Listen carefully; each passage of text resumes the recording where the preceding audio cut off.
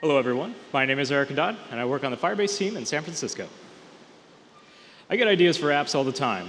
As a full-stack developer, I get really anxious to jump into both the design and the code of my apps. I want to know things like when a user authenticates and a profile is created, when my app crashes, when I need to send a push notification, and when images are uploaded.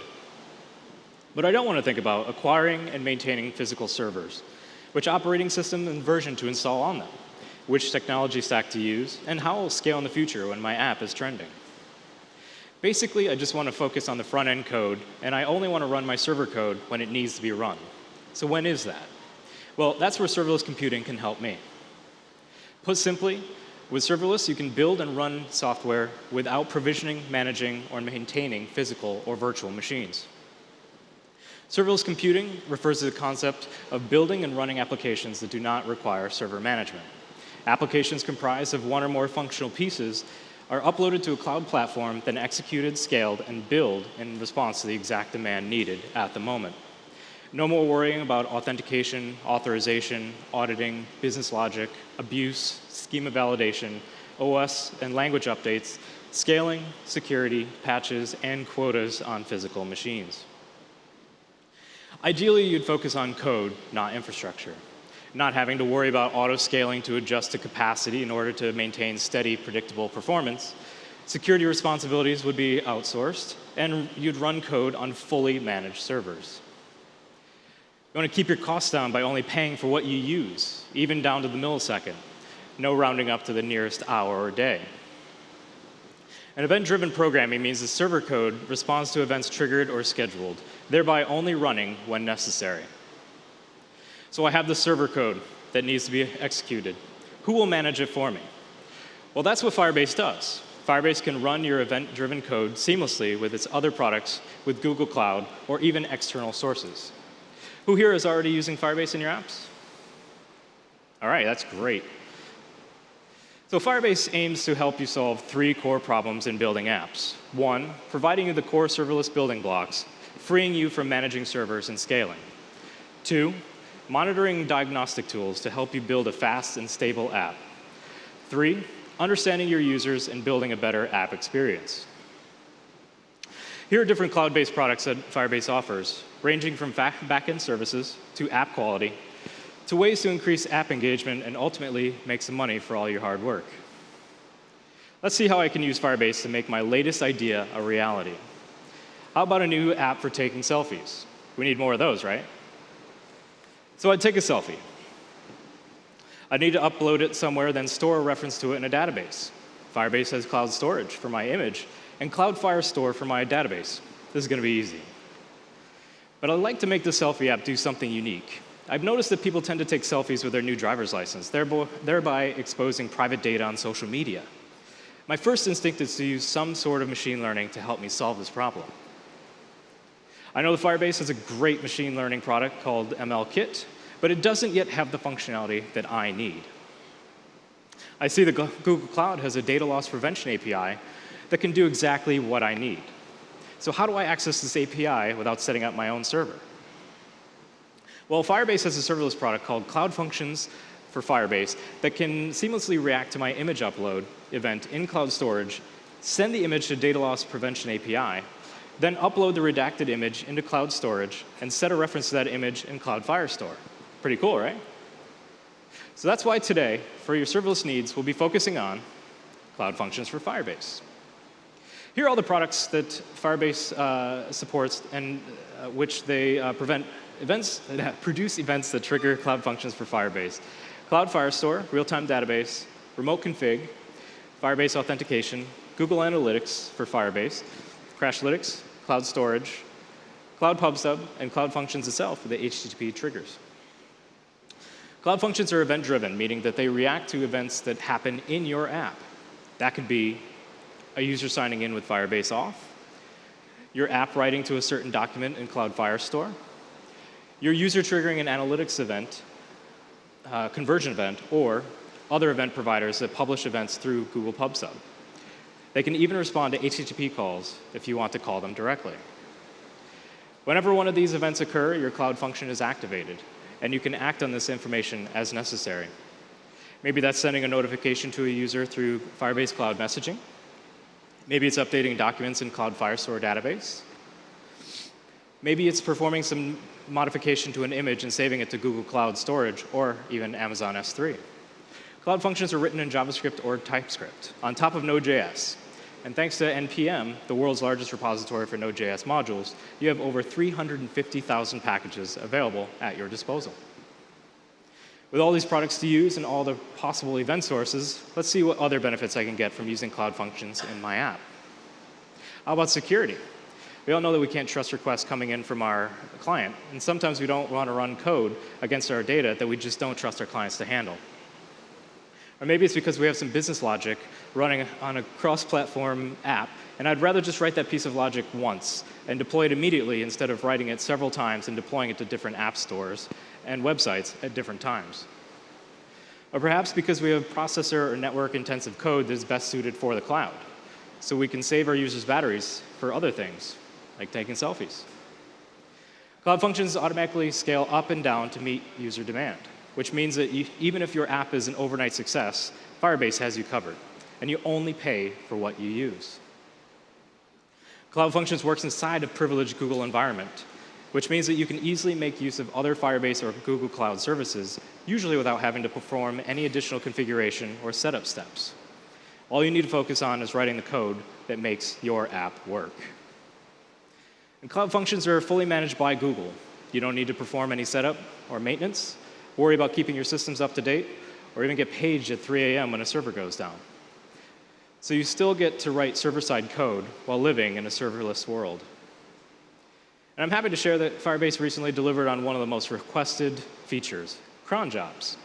Built on top of Cloud Scheduler, you can now invoke a Cloud function at a specified time or interval.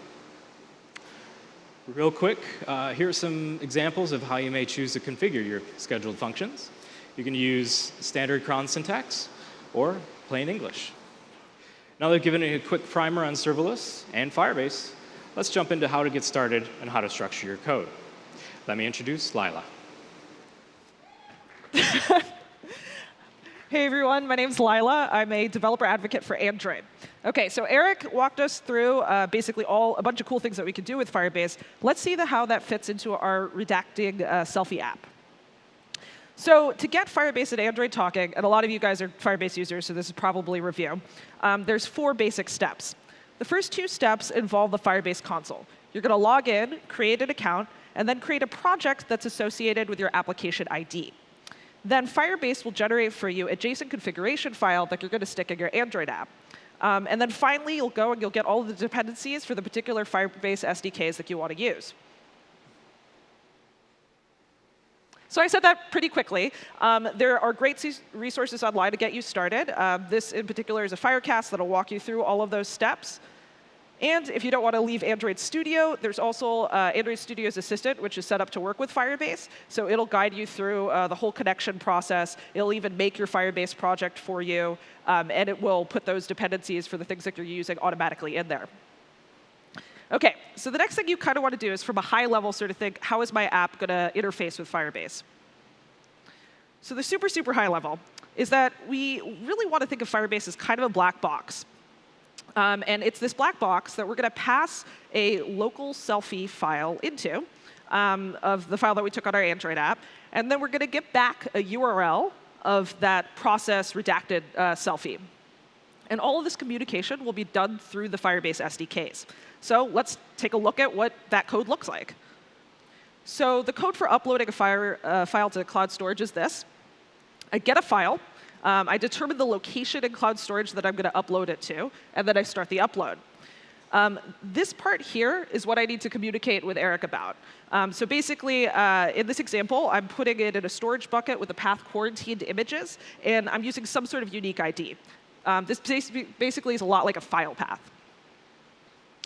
When I'm doing the upload, I need to do one more thing, which is create a listener. Many of the Firebase APIs operate with a sort of push mechanism. So you set up listeners, and then Firebase will trigger your application code with the data that you're interested in it when it changes. In this case, I want to put the listener on a specific location in the Cloud Firestore database, which I, again, agreed upon with Erik. And this is where his Cloud function is going to put the redacted selfies URL. OK, so what does that code look like? So here's a snippet again. I get the path from my Firestore database. And again, this is the path that I've agreed upon with Erik. That I attach the listener to that location. Every time something happens at that location for this selfie that I'm listening for, that listener is going to get called in my application code. And I'm either going to get a snapshot of what the data in my Firestore database looks like, or I'm going to get an exception. And I've agreed with Erik that he's going to put it at this URI path. And so that's where I'm grabbing the URL for the redacted image. Since I add the listener, I also need to make sure to clean it up. So the full flow when we're doing that sort of redaction looks like this. The Android app is going to upload a local file using cloud storage, and it's going to attach a listener. In the black box of Firebase, Erik's function code is going to run, and it's going to redact the selfie. Once that selfie is redacted, it's going to put the URL for that redacted selfie into Firestore. That's going to trigger the listener that I set up. And at that point, my application code will get triggered, and I'll be able to either see whether it resulted in an error or it resulted in a redacted selfie for me to show. OK, so that all sounds great, but we haven't talked about where these two sort of floating snippets of code actually go in our Android app. So one big theme for Android development over the past few years is a greater focus on architecture. Think about all of the architecture component libraries that have come out from Android Jetpack. Think about the guidance around architecture that we have in our documentation. We also have a really great code lab called Room with a View. And shameless self-plug, we just put out a new Udacity course called Developing Android Apps with Kotlin that also is heavily invested in this architecture. So when you're talking about how do I get Firebase and Android to work together, it's really important to think about your application architecture and discuss where Firebase fits in. So I've copied here kind of what the architecture diagram looks like that we go over in the Guide to App Architecture. Now, if you look down at the data layer, we have this sort of common pattern where we have a network data source, assuming that we're talking to the internet, which we are for our selfie app. And we have a local database so that our app continues working offline. Both of these go ahead and produce live data, which are then combined in the repository and eventually make their way back up to the UI. So the thing about the Firebase SDKs is that they manage your network, basically the operations like you would have been doing in your network data source. The SDKs also manage a local persistence layer that acts as an offline cache. So it's potentially possible, if you move everything over to Firebase, that you could replace those two data sources with a Firebase data source and have that in place of your network and local database data sources. The Firebase data source would also produce a live data, which would then go up to the repo and eventually make it up back to the UI. OK, so let's zoom into that Firebase data source and talk about kind of how to implement it. It needs to do two things. It needs to upload the file using, and we're going to use cloud storage as discussed.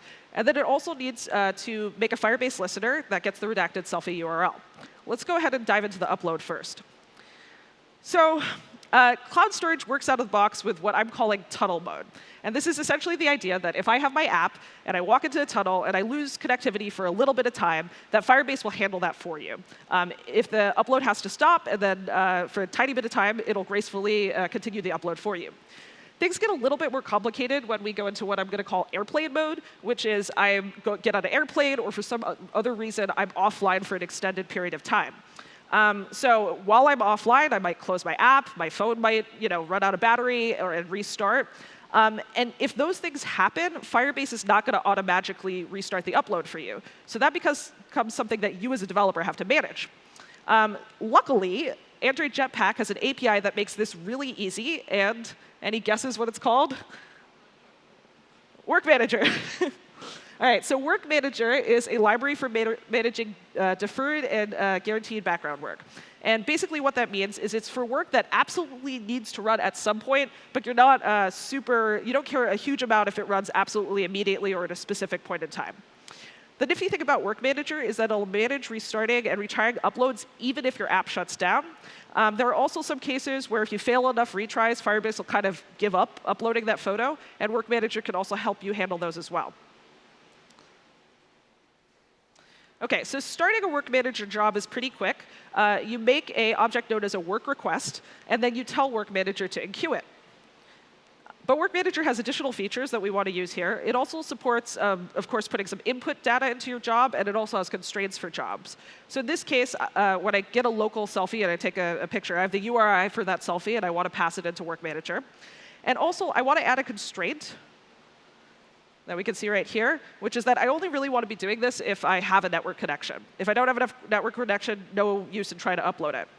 Now, you might have noticed that that snippet that I showed you before with the actual upload code isn't on screen right now, and that's because it's defined in this upload worker class. So let's dive in and see what that might look like. OK, so here you can see I put that snippet that we were looking at before. But there is one problem with this, and it's that we're using the default worker class. So the default worker expects that you do all of your work synchronously, and at the end of that, when you're done doing all of your work, that you know whether you have failed, succeeded, or you need to retry. Now, we can check for this. So like most Firebase APIs, it's asynchronous, and it involves listeners. So we can get a task back from our upload, that upload operation, and we can add a listener to it to see if we succeeded. But unfortunately, even though we add that listener, immediately the next line of code is going to be executed, and we still don't know whether that task has actually succeeded. OK, so one solution that I'm going to come back to a few times in this talk is to incorporate Kotlin coroutines. So who here has used coroutines? OK, fewer than has used Firebase. So introducing coroutines is probably a talk in and of itself. So I'm going to try to just get to the simple ideas behind coroutines that we're going to leverage. So the simplest idea behind coroutines is that they simplify asynchronous code by replacing callbacks.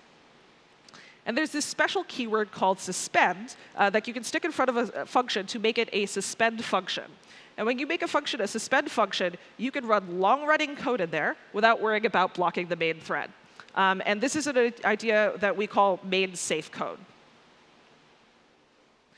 So coroutine supports, Work Manager supports coroutines by having a flavor of worker known as coroutine worker, which does its work in a suspend function. And there's also a library that integrates Google Play Service tasks with coroutines. Tasks are what the Cloud Storage API returns when you try to do an upload. So if we stick these two together, we can write Firebase callback code that looks and acts like synchronous code. So let's see that. OK, so here's our old worker class that wasn't working out for us. I'm going to transform that into a coroutine worker. And to do that, I just needed to do two things. I'm now extending coroutine worker, and my do work function is now a suspend function. And I'm going to get rid of that code that I have before. The basic flow that I have right now is we're going to try to do that upload. And we're going to use coroutines to safely wait until that upload is finished, because again, the suspend function is made safe. If it fails and it throws an exception, we'll return a fail or retry result. And if it gets to the end successfully, then we'll return a success. All right, so this is basically almost the same code that I had before.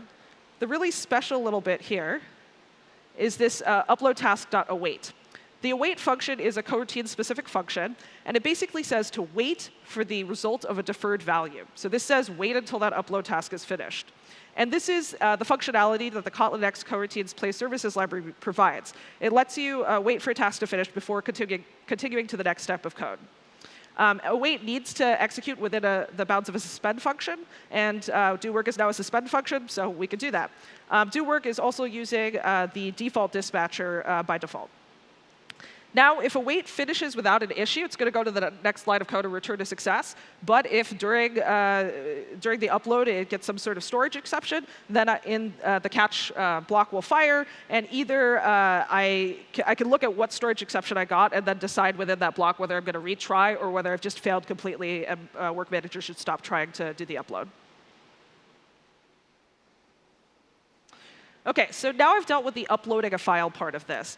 And I've used cloud storage as well as Work Manager and coroutines. Let's go ahead and take a look at that listener code. Ultimately, what we want to do is produce some sort of live data to communicate back to the UI. We want to take the information that we get out of Firebase, pipe it through live data, and then use that to update our views. There's going to be a number of things that we need to think about to get this to work. The first is how we're going to convert the listener callback code into live data. OK, so here's my first attempt, and I should probably have a big red X on it, because it's not my final attempt. So what I'm doing right here is I'm making a function that returns to me some live data. And my goal is it to be this live data that is spewing out kind of what Firebase is giving me. And it's just going to output document snapshots, and I'm not going to worry about error handling yet. So I register my listener as before, and when I get a valid snapshot, I output that on my live data.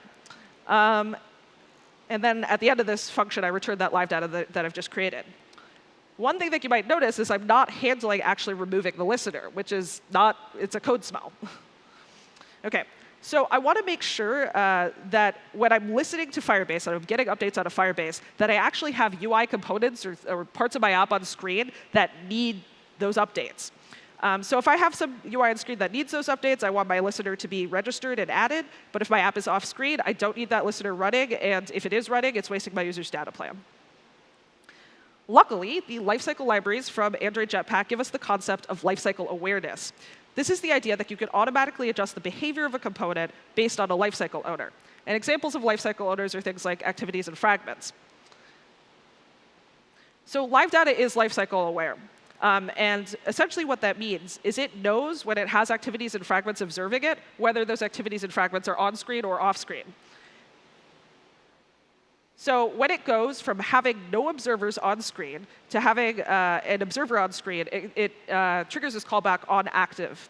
And when it goes from having observers on screen to having no observers on screen, it calls on inactive. So we think, maybe we can use this to get our listener registration code working.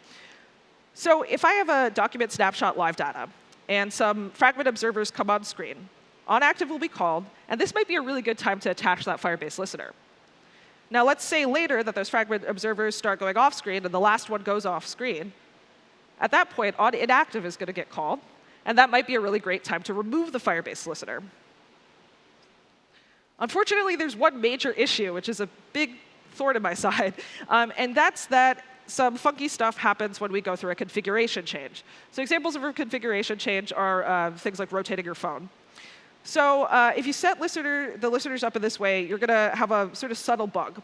So when you try to rotate the device, when a configuration change happens, your UI is going to get destroyed. So both of these fragments are going to get destroyed, thus triggering on inactive. But immediately, the UI is going to get rebuilt. New versions of those fragments are going to get reattached. And then immediately, onActive is called. So I've now created this situation that whenever I rotate a phone, I'm suddenly immediately detaching and then attaching a listener. And if I set up a bunch of live data in this way, or if I sit there rotating my device, this is going to be a big performance pain, and I'm going to be making a lot of extra network calls. So what I really want is the ability to kind of wait a little bit and to only remove the listener when we're sure that we're actually done. This will help us differentiate between whether we went to inactive because the listeners, fragments and UI components actually went away forever, or whether we're in a sort of configuration change state. Now, there's two ways that you can deal with this that I'll go over fairly quickly. So the first one is to use the new live data builder. If you went to the architecture components and coroutines talk yesterday, they covered this. So this builder creates live data that has an associated coroutine scope. This coroutine is canceled when the live data becomes inactive, but it includes this wait a little bit behavior before canceling the coroutine. The coroutine is rerun if it was canceled before it got all the way to before it finished. This gives us a similar mechanism to what we were looking for with the kind of onActive, onInactive code. OK, so let's take a look at how we might implement this. So here's us getting live data using the live data builder. Notice that you pass a time out into that. So that's the amount of time that it will wait before canceling your coroutine. All right. So this coroutine code, I have to admit, is fairly complex. So take a photo or go back online after the end of this talk. But the main idea here is that you can put your listener registration code in here. The listener removal code removes the listener when the coroutine finishes or is canceled. Remember that the coroutine is canceled when the live data becomes truly inactive. Note that we don't want this coroutine to actually ever finish organically. We only want it to be canceled. Therefore, we have to make sure that it sort of suspends forever so that it could keep emitting the results from that listener, and that it will only actually stop when it becomes inactive. OK, so another option, if you're not using Kotlin or coroutines, is presented in Dov Stevens' excellent talk, Firebase and Jetpack Fit Like a Glove. He has a full code example online, which sets up something called a lingering live data, which is essentially a live data that waits a little bit before determining that it actually has become inactive. OK, so at this point, we've talked a little bit about the conversion. We've talked a little bit about handling listener registration with lifecycle awareness. Now I want to talk about handling having an error state, a loading state, and a success state. So right now, we're emitting document snapshots from this live data back to the UI, which is not great. One of the reasons it's not great is because we only essentially know if it succeeded, and it doesn't have an error state or a loading state.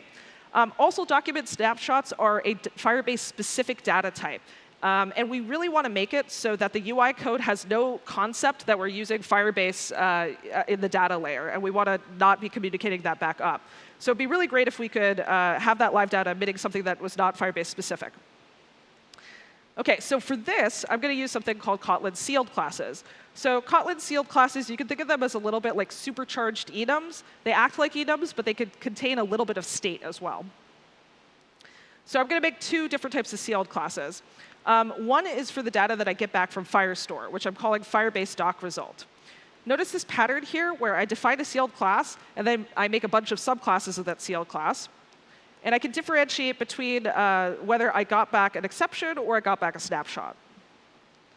I'm going to make another sealed class for Selfie Status. And this is what actually goes back to the UI. These are the different states that the app could be in. Either it is actively loading up, waiting for Firebase to give it back a selfie. Either it's errored out, or we have our final selfie. And this is ultimately what I want to expose back to the UI. OK, so now here's what our flow looks like. I get the snapshots and exceptions from Firebase. I turn that into a live data, which is a Firebase doc result live data. I'm going to use live data's map transformation to turn that live data from the Firebase-specific thing to the more generic selfie status thing. And that's what goes out to my image view. And the code for that flow that I just showed you is this.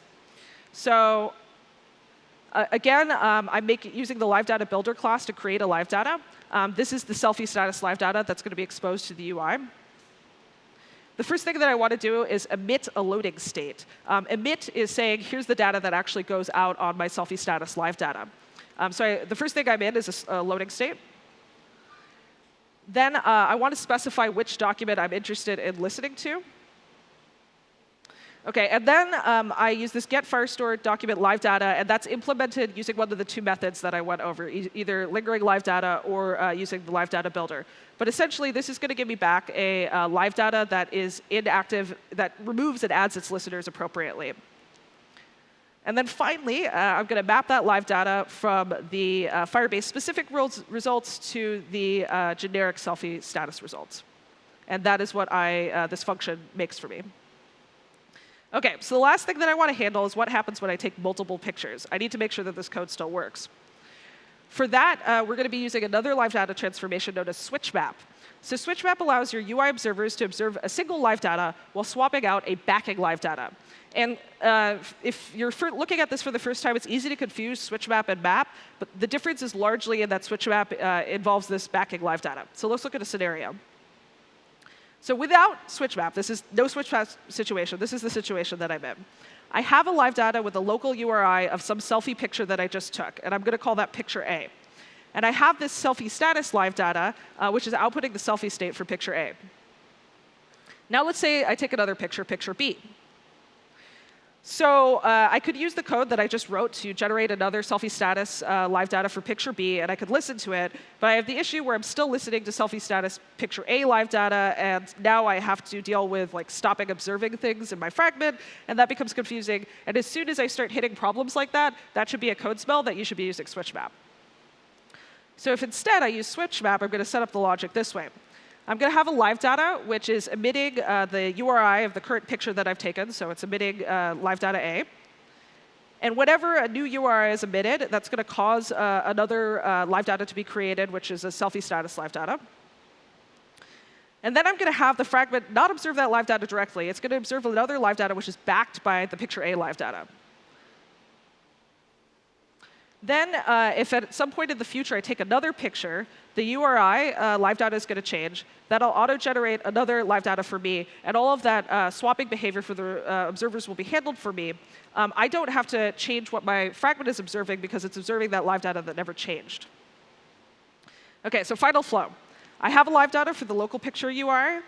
When I take a photo that changes the local picture URI, I use switch map, which is going to swap out for me a new live data at the right selfie location. So Firebase feeds into that, and I'm using one of those two methods kind of that I discussed. This is ultimately what I want is to get this selfie status live data, which is what's going to go out to my view.